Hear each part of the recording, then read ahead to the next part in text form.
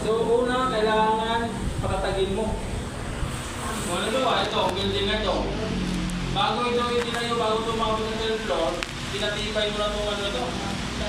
Alam nyo ba, kahit may tubig lalim yan, may buhos yan. Lalim ng buhos yan.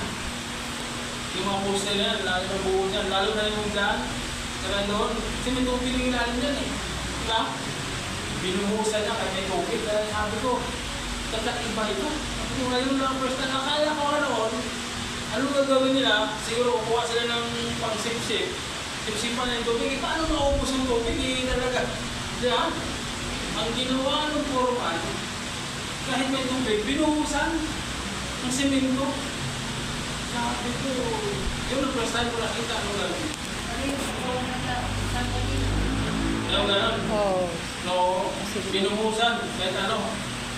O ngayon, dahil yung ano na ngayon, nag-windang yung ano, so umuga yung ano, kaya nga dapat yan, mayroong maintenance gagawin. 50 years na eh. Oo nga po, matagal na. Kaya nagkakaroon ng problema na hindi ngayon na agapan. Dapat mayroong nakalaan na budget dyan para ano. So yung condition natin bilang mananampalataya na tayo ay maki-engage o pumasok tayo. Actually kapatid, ang lahat ng Kristiyano, hindi optional ito. Ang magiging spiritual warfare, hindi ito optional. Ngayon, kung gusto mo, magiging matatag yung pananampalataya mo. Ngayon, kung gusto mo lang na alaga ka lang na gawin ka lang kanti-kantihin ka ni Satanas, ako hindi ayaw mo gano'n. Never kong pinayagan yung sarili ko na kanti-kantihin lang ako. Diba?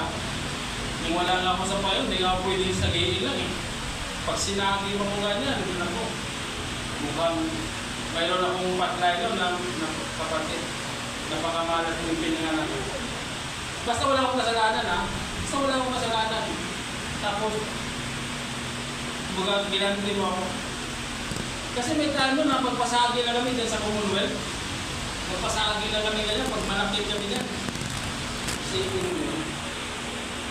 Ngayon sa spiritual na ngayon kapatid, kaya papayag ka, sagi-sagiin ka rin sa Satanas. Pitik-pitikin ka rin sa Satanas. Paano paraan, Pastor? Nasa lahat ng mga bagay na pwede niyang gawin sa'yo. Either gagamitin yung sino mang influensyahan niya para ikaw ay takutin, ikaw ay mapagabang, di ba? I-stress. Di ba? Anong nangyari kay Pastor Amibot?